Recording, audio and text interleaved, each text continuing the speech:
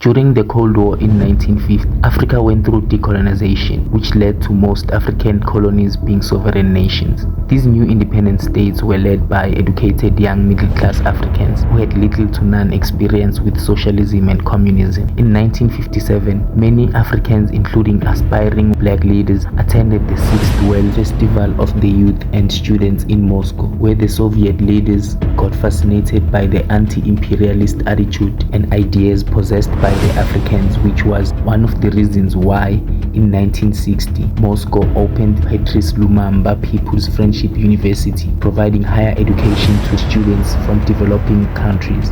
During that time, the KGB's intelligence operations started to focus more on African relations, and 4 strategic moves were implemented by Moscow.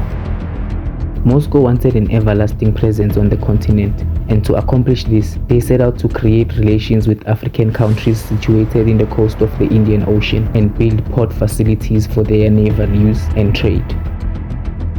The USSR had to gain a voice in African affairs, and that was accomplished by supporting local communist parties such as the MPLA of Angola and the National Liberation Front of Algeria, providing them with military and economic aid. The third strategy involved undermining the influence NATO powers had on the continent at that time through the use of propaganda.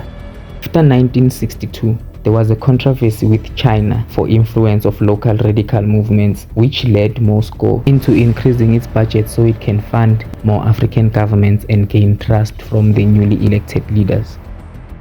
In the 1950s, Gamal Abdel Nasser, then president of Egypt, followed an anti-imperialist policy that earned him huge support from the communist government of the USSR.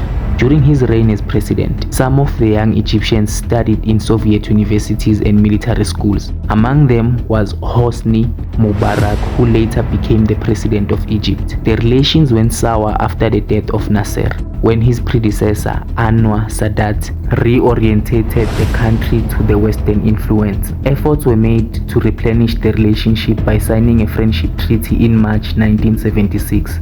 But this treaty only lasted until September 1981, when the Egyptian government accused Moscow of trying to undermine Sadat's leadership.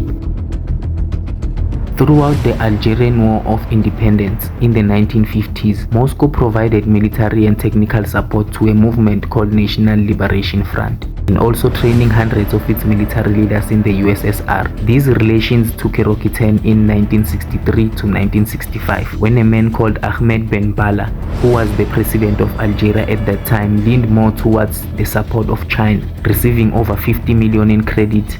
And these relations quickly dissolved when Algeria refused to let Moscow build a naval base. 1970s, Moscow turned its focus to Angola and supplied Soviet military aid to a movement called MPLA during a civil war. And by 1976, the movement was the pivot of Angolan-Soviet relations, and for the support, Moscow was permitted to use Angolan ports to stage exercises for the Soviet army.